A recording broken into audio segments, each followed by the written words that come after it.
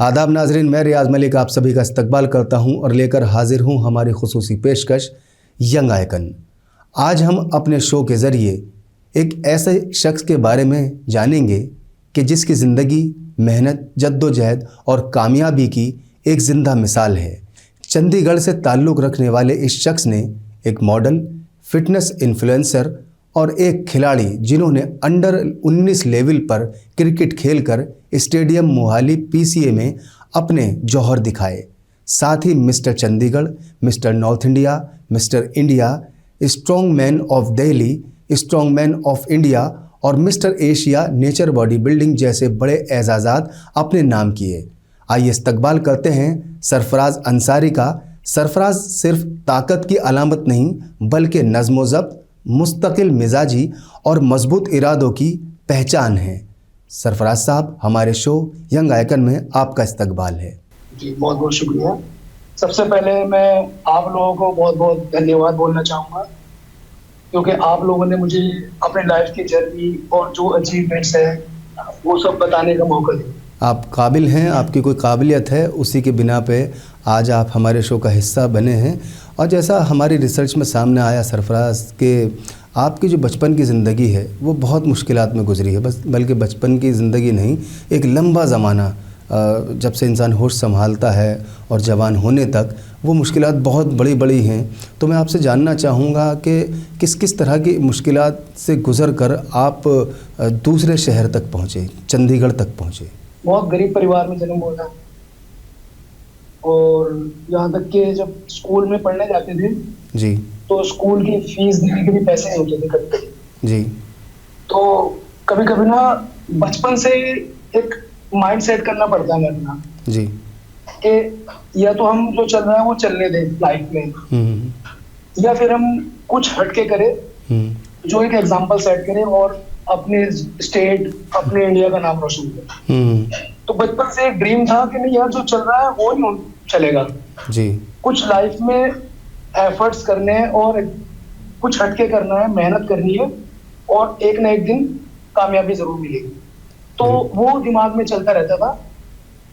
तो जैसे part time हमारे उधर कांच की फैक्ट्री है ना, तो वहां पर कभी कभी नाइट शिफ्ट में काम करते थे स्कूल की फीस देने के लिए।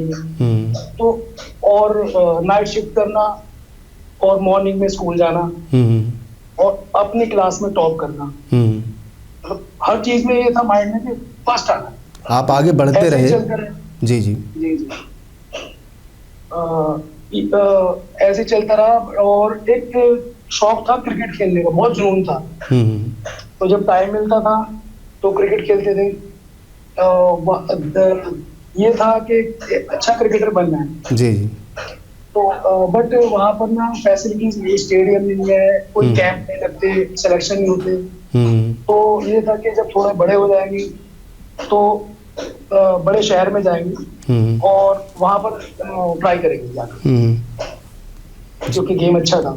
उत्तर प्रदेश के बिजनौर के ज़िला किरतपुर से ताल्लुक़ आपका है, वहीं पैदा हुए, वहीं पले बड़े, वहीं होश संभाला, ज़िंदगी की बहुत बड़ी बड़ी मुश्किलात का वहाँ सामना किया। आपके जहन में ये बात कैसे आई कि मुझे अब शहर बदल देना चाहिए? एक्चुअली सर होता क्या है, मैंने आपको बात बताई थी, या तो जो चल रहा है वो चलने दो लाइफ। जी, ठीक है, बहुत इजी वे है, कुछ एफर्ट्स मत लगाओ, अच्छे से लाइफ चल रही है, कंफर्ट जोन में रहो। आपको अगर लाइफ में आगे बढ़ना है तो दो ही चॉइस है। अगर कंफर्ट जोन में रहोगे तो आप लाइफ में कुछ नहीं कर पाओगे, और जहां आप कंफर्ट जोन से बाहर निकलोगे तभी आप एग्जांपल सेट कर पाओगे, अपना नाम रोशन कर पाओगे। तो मेरी डिफरेंट सोच थी, सपने मेरे बुन रहा था मैं बचपन में कि मैंने यहाँ से निकलना है और कुछ बड़ा करना लाइफ में। तो जब थोड़ा सा होश संभाला और घर के हालात देखे नहीं सुधर रहे, तो मेरे अपने परिवार से चंडीगढ़ रहते थे जी, तो मुझे एक उम्मीद थी कि वो मुझे सहारा देंगे चंडीगढ़। तो मैंने सोचा क्यों ना मैं चंडीगढ़ जाता हूँ और वहां पर ट्राई करता हूँ जी क्रिकेट में, और वहां पर एकेडमी ज्वाइन करूंगा और जो भी थोड़े बहुत काम करूंगा, थोड़ा बहुत खर्चा पानी मिलेगा, उससे अपना खर्चा उठाऊंगा और एकेडमी की फीस दूंगा। तो मैं चंडीगढ़ आ गया वहां से। आई थिंक 14 साल की एज होगी, 14 ईयर्स ओल्ड। तो जी जब मैं यहाँ पर आया तो जो मेरे अपने थे जिनके पास में आया, तो वो मेरे को 5-6 दिन बाद छोड़ के चले गए दिल्ली। अच्छा। तो उस टाइम पे मेरे पास मेरे अपने भी चंडीगढ़ में बहुत है रिलेटिव, बट किसी ने मुझे सहारा नहीं, मदद नहीं करी तो आपकी। मदद नहीं करी। तो वहां पर बल्कि मेरे जो रिलेटिव थे उन्होंने ये तक बोला कि यहाँ क्यों धक्के खा रहा है, अपना गाँव जा, वहां पर है, तेरे परिवार है वहां पर। तो और कोई मेरी जगह होता तो सोचता यार सही बोल रहे हैं, क्यों धक्के खाऊं, कंफर्ट जोन में जाऊं। बट मैं क्या, नहीं, चैलेंज यही है, एक्सेप्ट करता हूँ। तो मैं मेरे फ्रेंड मिला, उसने मुझे अपने पास रहने के लिए दिया। तो मुझे उसके पास एक टाइम का खाना मिलता है। अच्छा। मैंने 1.5 से 2 महीने सिर्फ एक टाइम के खाने पे सर्वाइव किया। सिर्फ 24 घंटे में एक बार 24 घंटे में एक बार खाना खाते थे? एक बार। वो बहुत ही यंग था, तो उस एज में ऐसा होता है कि भूख इतनी लगती है, तो 4-4 रोटी गिन की बनती थी जी। तो हम 3 थे, 12 रोटी। तो मेरा दिल करता था 12 रोटी मैं खा लूं। और उसके बीच में मुझे एक काम मिला हेल्पर टाइप का बुटीक में जी। वहां मैं 2 किलोमीटर पैदल जाता था। और वहां जब मैं जाता था बस 2 टाइम की चाय मिलती थी मुझे, 11 बजे और जी। बस रात को खाना। जो मेरा मालिक था, जिन काम करता था, उनको पता था कि ये भूखा है। तो जब खाना बनाते थे ना फिर, तो मैं खाना उनके लिए लेके आता था। पॉलिथीन में खाना आता है, ये मैंने आज तक किसी को, तो वो खाने को नहीं पूछते थे। जो पॉलिथीन में थोड़ा सा खाना लगा रहा था ना, सब्जी, जी जी जी, वो डस्टबिन में डाल के आया। अच्छा। तो मैं जब जाता था ना डस्टबिन में डालने के लिए, तो ऐसे एक्टिंग करता था कि डालने डाल, उसमें जो खाना लगा होता था वो निकाल के मैं थोड़ा सा खा लेता। अच्छा सरफराज साहब, ये मुश्किलात आपने अभी हमें बताई, जो हमारे नाज़रीन भी सुन रहे हैं।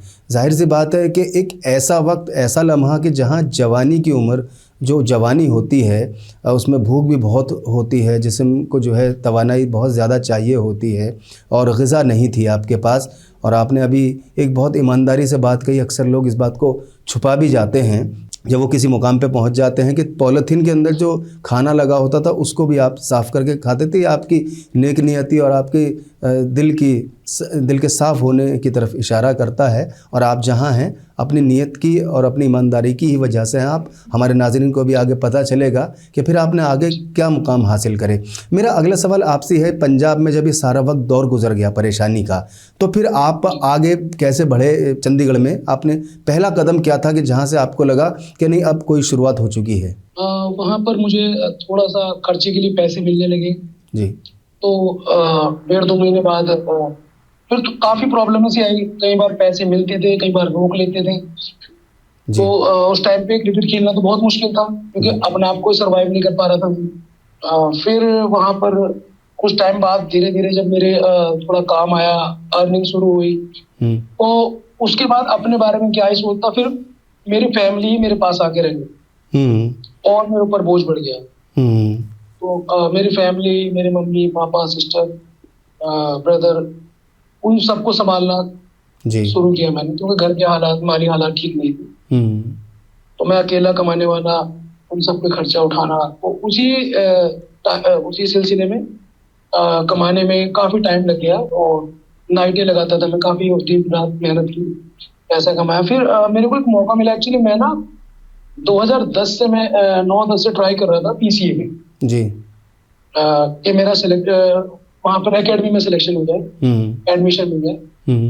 तो वहाँ पर ऑलरेडी काफी वेटिंग में रहते हैं, पंजाब क्रिकेट एसोसिएशन में। पंजाब, जी जी। तो मेरे को वहाँ के जो कोच थे, जब उन्होंने देखा 1.5-2 साल से लड़का आ रहा है, तो उन्होंने बोला हमारी ग्रीन फील्ड अकेडमी है 5 पे से, तो आप एक काम करो, वहां से ट्राई करो, वहां एडमिशन लो, वहां पे जो टॉप 5 बॉलर होंगे और टॉप 5 बैट्समैन, वहां से हम सेलेक्ट करेंगे अगर जो बेस्ट। तो मैं उधर स्टेडियम के पास ही काम करता था। तो काफी प्रॉब्लम आई, फैमिली अलाउ नहीं कर रही थी कि नहीं काम छूट जाएगा, फिर खर्चा कैसे चलेगा। मैं नहीं, मैं काम नहीं छोड़ूंगा, काम करता रहूंगा और अकेडमी भी जाऊंगा। तो मैं मॉर्निंग में सुबह 5 बजे उठ के एकेडमी चला जाता था, प्रैक्टिस करता था। और फिर शाम को 3-4 बजे अपना काम पे चले, एकेडमी के बाद काम पे जाता पैसा कमाने के लिए। रात को 12 बजे घर आता था थकार। तो वहां से मेरा सिलेक्शन हुआ ग्रीनफील्ड एकेडमी से 3-4 महीने बाद जी PCA में। वहां पर जब सिलेक्शन हुआ तो मैं अंडर 19 में खेलने लगा डिस्ट्रिक्ट लेवल पे जी। मैं नेट प्रैक्टिस उनके साथ करता था जो IPL प्लेयर है, जसकरण सिंह, हरमीत सिंह, सन्नी सोहेल, तो उनके साथ खेलता था, प्रैक्टिस करता था। हमारे डिस्ट्रिक्ट लेवल पे मैच भी लगे, स्टेट लेवल पे लगे। तो इसी तरह मेहनत चलती रही 1-1.5 साल। तो जब हमारे कोच ने देखा है काफी मेहनत कर रहा है, टैलेंटेड है लड़का, ऑलराउंडर है, बैटिंग बॉलिंग बैटिंग फील्डिंग सब करता है, तो उन्होंने बोला रणजी के लिए सिलेक्शन हो रहा है तो आप उसमें ट्राई करो जी। तो एक्चुअली जब हमारे प्रैक्टिस मैच लगते थे स्टेट लेवल डिस्ट्रिक्ट लेवल के, तो सब सोचते थे जो प्लेयर थे प्लेइंग 11 में हमारा नाम आए जी, क्योंकि मौका मिलना चाहिए सबको ऑब्वियसली। बट मैं सोचता था मेरा नाम ना आए, क्योंकि मुझे काम करना होता था, जाके पैसा कमाना होता था, घर के खर्चे कैसे चले। बट मेरा नाम आ जाता था प्लेइंग 11 में, 50-50 ओवर के मैच लगते थे हमारे, और परफॉर्म भी अच्छा करता था। तो इस तरह से जर्नी चलती रही। यहाँ एक टर्निंग पॉइंट भी आया आपकी ज़िंदगी में, आप खेलते रहे और फिर एक ऐसा वक्त आया कि जिस वक्त का आपको इंतज़ार था, उस बारे में मैं जानना चाहूँगा कि आप हमारे नाजरीन तक वो बात ज़रूर पहुँचाएं। जी, जिस वक्त का मुझे इंतज़ार था, एक्चुअली उन्होंने मेरे को ऑफर किया रणजी मैच के लिए जी। तो अंदर से ये बात निकल के आए, जो कुछ होते हैं इनके बंदे अंदर, वो कहते हैं आप 5 लाख रुपए दो और आपको रणजी में सेलेक्ट कर लेंगे, रणजी टीम। तो उस टाइम पे मैं टूट गया, क्योंकि मैंने घर वालों के खिलाफ जाके अपने सपने पूरे करने की सोची, और मैं अपने आप से कभी नहीं हारा। रात को 12 बजे तक काम किया, सुबह 5 बजे उठ के एकेडमी भी और काम भी चलता रहा। पर जब पैसों की बात आई तो वहां मैं हार गया। तो वहां फिर मेरे एक ही लाइफ में एक ही बात ही है, तो मैं फैमिली मतलब घर के खर्चे उठाऊं, फैमिली के साथ रहूं, या फिर 5 लाख रुपए का अरेंज करके दूं। और बट 5 लाख रुपए अरेंज करना बहुत बड़ी बात जी जी जी, और फिर वो एक रिस्क भी था जी। तो फिर मैंने ना गिव अप कर दिया। बट दिमाग में यही चीज थी सर कि मेरी मेहनत किसी ने नहीं देखी जी। अगर मैं एक्चुअली होता क्या है, आपका टैलेंट क्या है आपके अंदर, मोस्टली यही होता है कि जब तक आप टीवी पे नहीं आओगे ना तो आपको कोई जज नहीं कर पाएगा जी जी। आप क्या टैलेंट है आपके अंदर, काबिलियत अपनी दुनिया के सामने खुद ही लानी पड़ती है होना मेरी जी जी जी। तो मेरे माइंड में रहा कि मैंने अब देखो पॉजिटिव सोच, मैंने सोचा जो मेरा स्टैमिना है तो मैं उसको वेस्ट नहीं करूंगा। गिव अप कर जाता है बंदे ना, यार मेरा कुछ बना नहीं, छोड़ो यार। बट मैं क्या नहीं, मेरा जो स्टैमिना मैं उसको वेस्ट नहीं जाने दूंगा, मैं इसको यूज करूँ। तो मैंने फिर जिम ज्वाइन किया जी। क्योंकि आपने देखा होगा जिसकी फिटनेस अच्छी होती है, फिजिक अच्छी होती है, उसको खुद से बताने का या कहीं कुछ करने का जरूरत नहीं पड़ती उसको। वो अगर रोड पे भी जाएगा, मार्केट में भी चलेगा, तो दुनिया उसको नोटिस करेगी, उसके पीछे आगे पीछे सब तारीफ करेंगे, यार क्या फिजिक है, क्या पर्सनैलिटी है जी। आगे आपने क्रिकेट का ख्वाब अपने जहन से निकाल दिया, क्योंकि एक ऐसी वक्त आ गया था कि अब इसके आगे कुछ हो नहीं सकता, क्योंकि पैसे नहीं थे, फैमिली को सपोर्ट करना था। फिर आपने सफ़र के क्या एक नई शुरुआत करी, किस तरफ आप गए फिर? बॉडी बिल्डिंग चैंपियनशिप होती है जी। तो जब मैंने जिम ज्वाइन किया, ये भी इंटरेस्टिंग है जी। किसी भी फील्ड में आप सोचते हो कि बहुत इजी है, हम दूसरों को देखते हैं, बहुत मुश्किल होता है जी जी। तो जब मैंने जिम ज्वाइन किया, स्टैमिना अच्छा था, तो मेरे जो कोच थे उन्होंने बोला कि चलो ठीक है, आप ना 50 पुशअप्स लगाओ। मैंने 100 लगा दिए। अरे वाह। कहने लगे यार बंदा क्या स्टैमिना है। तो कह रहे यार तुम ना बॉडी बिल्डिंग में ट्राई करो। तो उस टाइम पे मेरे पास घर के खर्चे सारा कुछ, प्रोटीन लेने के पैसे नहीं, डाइट पूरी करने के पैसे नहीं, तो इसी तरह मैं चलता रहा और नेचुरल बॉडी अच्छी अपनी बनाता रहा। बट मेरे पास एक मौका आया, कुछ मैंने पैसे जमा किए, 2018-19 में मैंने पहला कंपटीशन खेला। मेरा ड्रीम भी था खेलना, मिस्टर चंडीगढ़। उसमें मेरी 5th place I first time. अरे वाह। मिस्टर चंडीगढ़ में। जी। फिर मैं वर्कआउट करता रहा, तो मेरे जिम में ना एक वो आते थे डायरेक्टर, तो उन्होंने कहा यार आपकी पर्सनैलिटी अच्छी है और हमें ना एक कैरेक्टर चाहिए, तो हम सोच रहे थे आपको ट्राई करें। तो मैं क्या, ठीक है सर बताइए क्या करना है। वो कहने लगे एक कैरेक्टर है, एक सॉन्ग हम बना रहे हैं, ट्रांसफॉर्मेशन सॉन्ग। तो उसमें हमें ऐसा कैरेक्टर दिखाना है कि जो जैसे दंगल या सुल्तान मूवी में ना ओवरवेट होता है और उसके बाद वो लीन हो जाता है, काफी मेहनत करके उसको वो मतलब किसी लड़की को प्यार करता है और वो उसको हर्ट कर जाती है, तो मोस्टली होता है सबकी लाइफ में। जी। तो कुछ लोग गिव अप कर जाते हैं, बट हम एक सॉन्ग इस तरह का बना रहे हैं कि एग्जाम्पल सेट करें कि नहीं गिव अप नहीं करना और आप आगे बढ़ सकते हो, बहुत कुछ कर सकते हो, लोगों को जवाब भी दे सकते हो अपनी टैलेंट से। जी जी जी जी। तो मैं कहा ठीक है सर मैं डन करता हूँ। तो उस सॉन्ग को बनाने में हमें 6 महीने लगे। अच्छा। तो पहले बॉडी ओवरवेट की, आप देख सकते हो वेट इन वॉच सॉन्ग है जी। तो ओवरवेट किया बॉडी को, फिर उसके बाद उसका एंड रखना था हमने कि मिस्टर चंडीगढ़ जीतना है टाइटल एंड में। बट अगर हम उसको मूवी की तरह एक स्क्रिप्टेड नकली कुछ सेटअप लगा के एंड करते तो उसमें कॉस्ट काफी आ रही थी, 5-7 लाख रुपए खर्चा आ रहा था डायरेक्टर का। जी। तो वो कहने लगे यार, और फिर फेडरेशन से परमिशन मिलना बहुत मुश्किल होता है, प्रोफेशनल बॉडी बिल्डर बुलाना जी, काफी कुछ प्रॉब्लम थी। तो मैंने कहा नहीं, हम ना रियल में ही करेंगे इसका एंड, हम इसका एंड रियल में करेंगे, फेक नहीं करेंगे। वो कहने लगे यार ऐसा कैसे हो सकता है कि आप जीत के दिखाओ मिस्टर चंडीगढ़, इतने पंजाब से हरियाणा से और चंडीगढ़ से इतने बॉडी बिल्डर है, आप कैसे जीतोगे अपनी कैटेगरी में? ये मेरे लिए बहुत बड़ा चैलेंज। सही बात है। मूवी में तो हम देख लेते हैं कि चलो नकली सेटअप है, उन्होंने कर दिया, हम उसको रियल मान, बट मुझे रात भर नींद नहीं आती थी कि मैंने सॉन्ग का एंड करना है, अगर नहीं जीता तो सारी मेहनत वेस्ट। तो ये मैंने चैलेंज एक्सेप्ट किया और मैंने ये 2022 में मिस्टर चंडीगढ़ बना मैं सॉन्ग में एंड किया ट्रॉफी उठा। अच्छा, वो कंपटीशन जीत गया, फर्स्ट प्राइज आ गया? कंपटीशन जीत फर्स्ट प्राइज है। अरे वाह, बड़ी बात है, बहुत बड़ी बात है। तो मुझे रात भर नींद नहीं आती क्योंकि चैलेंज बहुत बड़ा था। नहीं, आपने ये चैलेंज जो आपने इस चैलेंज, ये तो एक अपने आप में बिल्कुल अलग तरह की मिसाल है कि किसी फिल्म का या किसी सॉन्ग का या किसी फिक्शनाइज चीज़ का जो एंड है वो रियलिटी पे आधारित हो, हकीकत पे हो वो, और उसको हकीकत के शक्ल में करके देना। ये तो जाहिर सी बात है आपकी हिम्मत, आपके हौसले की एक ज़िंदा मिसाल है कि आपने उस चीज़ को कर दिखाया, ना कि बराबर ऐसी चीज़ें होती हैं।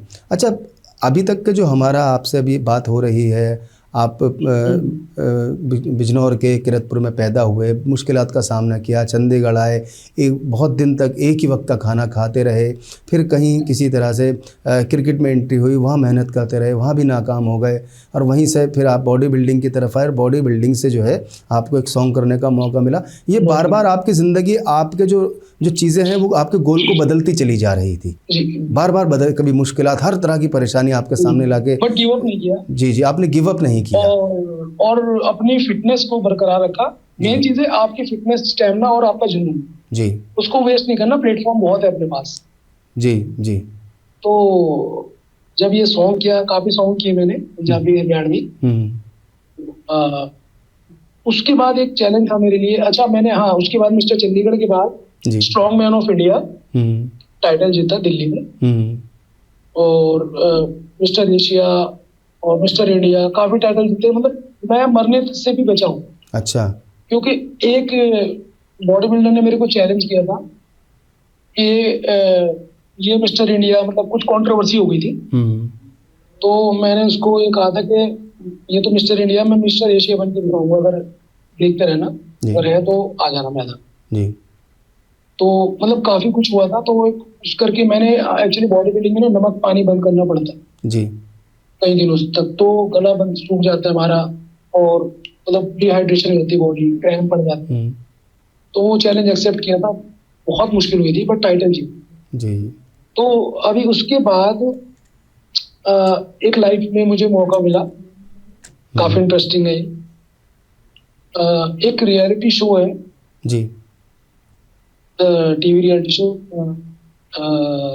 लव एंड वॉर, सीजन 5 आ रहा है। जी जी।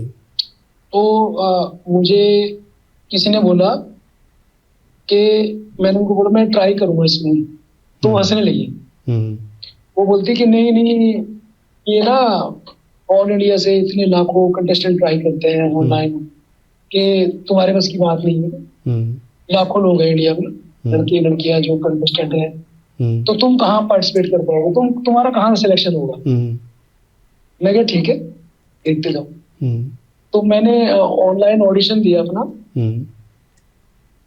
उसमें मेरा सिलेक्शन हो गया 2000 में। अरे वाह। मतलब 2000 कंटेस्टेंट में। तो 2000 कंटेस्टेंट में जब मेरा सिलेक्शन हुआ कई लाखों में कंटेस्टेंट में से, तो मुझे बड़ी खुशी हुई जी। फिर उन्होंने 2000 में कंटेस्टेंट को बुलाया रुड़की। अच्छा। ऑनलाइन ऑफलाइन ऑडिशन के लिए। अब उसमें से कंटेस्टेंट चाहिए उनको 35 बॉयज, वो 2000 में। जी जी। मेरी माशाल्लाह पर्सनैलिटी ऐसी है, फिटनेस ऐसी है, जब मैं वहां गया ना ऑडिशन के लिए जी, तो काफी लंबी लाइन लग रही थी। सबने मेरे को देख के बोला भाई आप तो फर्स्ट ही आओ, आपकी तो फिजिक ही बहुत अच्छी है। तो फिर बाद में क्या हुआ, फिर बाद में आप फर्स्ट आए उसमें? ऑडिशन में गया मैं, बड़ी इंटरेस्टिंग स्टोरी है जी। मैं चाहूंगा मुख्तसर आप जवाब दें, टाइम पूरा हो रहा है थोड़ा सा। जी। तो मैं गया अंदर हॉल में, तो ऑडिशन जहाँ हो रहे थे तो लंच टाइम था जी। तो लंच टाइम जब खत्म होने वाला था उनका, तो वहाँ पर जो जजेस थी शो की जी, उन्होंने देखा मेरे को दूर से। मैंने बोला था ना कि जो फिजिक आपकी पर्सनैलिटी है ना, वो आपको भीड़ में अलग दिखाती। बिल्कुल। तो उन्होंने जो जज थी शो की, उन्होंने लंच टाइम खत्म करके लाइट ऑन कराई, बोला उस लड़के को बुला के लाओ जो ब्लैक टी शर्ट में खड़ा है। और उन्होंने स्पेशल मेरे को बुलाया सारी भीड़ में सबसे पहले, और कहा टी शर्ट उतारो और बॉडी दिखाओ अपनी। ठीक है। फिर बॉडी देख के, क्योंकि एक्चुअली लव एंड वॉर जो शो है ना, इसमें बंदे की पर्सनैलिटी देखते हैं जी, और जी, उससे टास्क वगैरह कराते हैं जी जी। तो फिर उन्होंने बोला आपको चैलेंज देते हैं हम, आपने, एक लड़का है 85 kg का, उसको उठाकर स्क्वाट्स लगाने शोल्डर पर जी। मैंने उठाया और लगा दी। अरे वाह। वो हैरान हो गए। मैंने कहा ये एक नहीं, इसके जैसे 2 और डाल दूंगा अपने शोल्डर पे, ला दूं। मैंने लगाए, पुशअप्स भी लगाए, तो मतलब उनमें मैं फर्स्ट आया। अरे वाह। सब देख के हैरान हो गए। इस तरह से मेरा आपका उसमें सिलेक्शन हुआ। अच्छा सरफराज, अब प्रोग्राम का बिल्कुल आखिर आ गया है। मैं मुख्तसर आपसे एक बहुत छोटा जवाब चाहूँगा, हमारे उन नौजवान लोगों के लिए जो इस शो को देख रहे हैं, आप क्या पैगाम देना चाहेंगे कि ज़िंदगी की जो हकीकत है उसके लिए, या वो जो कुछ करना चाहते हैं अलग अलग मैदानों में, फील्ड में, उनके लिए आप क्या कहना चाहेंगे? छोटा जवाब। कि लाइफ में ना हमें, आप चाहे आप भी हो, आप खुद अपने आप से पूछो, कोई भी हमें जब लाइफ में कोई अपॉर्चुनिटी मिलती है, कुछ मौके मिलते हैं, या हम सोचते हैं एक इजी वे होता है, एक थोड़ा टफ होता है, बट हमारा माइंड हमेशा कंफर्ट जोन की साइड जाता है कि नहीं यार इजी पे चलते हैं, आसान। बट वहाँ आसान पे जाओगे तो वो ऐसे ही रहोगे आप। बिल्कुल। आप थोड़े मुश्किल रास्ते पे चलोगे, दुनिया जरूर, टाइम जरूर लगेगा, दुनिया जरूर बोलेगी आपको यार क्या कर रहा है लाइफ में, ये वो ना। बिल्कुल। बट जब आप कुछ बन जाओगे ना, तो दुनिया आपको सलाम करेगी, सैल्यूट करेगी। तो कभी भी दूसरों की बातों में मत आओ, अपने गोल पे फोकस रखो। और स्पेशली मैं अपने यूथ को एक बात बोलना चाहूंगा, लड़के क्या करते हैं मोस्टली, जो हमारे यूथ है, कि यार पेरेंट्स को ब्लेम करते हैं, मेरे पेरेंट्स ने कुछ नहीं किया, मेरे ब्रदर ने कुछ नहीं किया, या मुझे घर का माहौल ऐसा नहीं मिला, या ये फैसिलिटीज। भाई उन सबको दोष मत दो, आप खुद से पूछो आप हो कौन, आपने क्या किया। सही बात, सही बात। लोग बोलते हैं, सब बोलते हैं कि नहीं फला का भाई जा रहा है या उसका बेटा जा रहा है, बट मैं आपसे एक बात बोलूंगा कि आप खुद को ऐसे बनाओ कि आपके फादर को आपके नाम से जाने, आपके ब्रदर को आपके नाम से जाने, आप वो पहचान बनाओ और एग्जाम्पल सेट करो। ये नहीं कि नहीं गिव अप कर दिया, कि नशे पत्तों में पड़ गए और बस। आप अपना नहीं ख्याल कर सकते, एटलीस्ट अपनी फैमिली का तो ख्याल करो। एक्सक्यूज नहीं देना है, दूसरों पे इल्ज़ाम नहीं लगाना है, हिम्मत नहीं हारनी है, और जो गोल अपने दिमाग में बनाया हुआ है उसको हमेशा बनाए रखना है तब तक जब तक आप उसको अचीव नहीं कर लेते, आप कामयाब नहीं हो जाते। सरफराज अंसारी साहब, हमारा ये शो बहुत मुख्तसर है और आपका जो वर्क प्रोफाइल है, आपकी जो कामयाबी है, वो उसका सफ़र बहुत तवील है। मैं उम्मीद करूँगा कि आइंदा ज़मानों में एक मरतबा फिर हम आपसे ज़रूर इस शो में मुलाकात करेंगे और आप हमारे शो का हिस्सा बने। हमारे इस प्रोग्राम में आपने हमारे नाज़रीन को बहुत अच्छी अच्छी बातें बताई, सबक ज़िंदगी के दिखाए कि ज़िंदगी कैसे थपेड़ों में ले जाती है, कभी इस राह ले जाती है, कभी उस राह ले जाती है, उठाती है, पटकती है, गिराती है, लेकिन हमें अपने मकसद से हम कभी नहीं भटकना चाहिए। तो सरफराज साहब, मैं आपका बहुत बहुत शुक्रिया अदा करना चाहता हूँ कि आप हमारे शो का हिस्सा बने। आपका बहुत बहुत शुक्रिया जी, बहुत बहुत शुक्रिया। तो नाज़रीन, ये थे सरफराज अंसारी साहब। कहाँ इतनी मुश्किल ज़िंदगी थी और कहाँ ये शख्स पहुँच गया। पॉलीथीन में जो सानल लगा होता था उसको भी छुटा छुटा के सरफराज अंसारी खाने वाला आज एक रियलिटी शो में है, बॉडी बिल्डिंग में है, मुख्तलिफ़ इनामात से इसको नवाजा जा चुका है। रियलिटी शो के साथ साथ बॉडी बिल्डिंग, क्रिकेट, मुख्तलिफ़ मैदानों में इसने तबाह आजमाई की, मेहनत की और आखिरकार अपना एक नाम कमाया और अपने घर वालों के लिए एक सहारा भी बने। ये ऐसी मिसालें हैं जो हमें, ये ज़िंदा मिसालें हैं जो हमें पैगाम देती हैं कि कभी हमें हिम्मत नहीं हारनी चाहिए और हमेशा अपने टारगेट की तरफ, गोल की तरफ बढ़ते रहना चाहिए। आपने हमारा शो देखा, आपका बहुत बहुत शुक्रिया।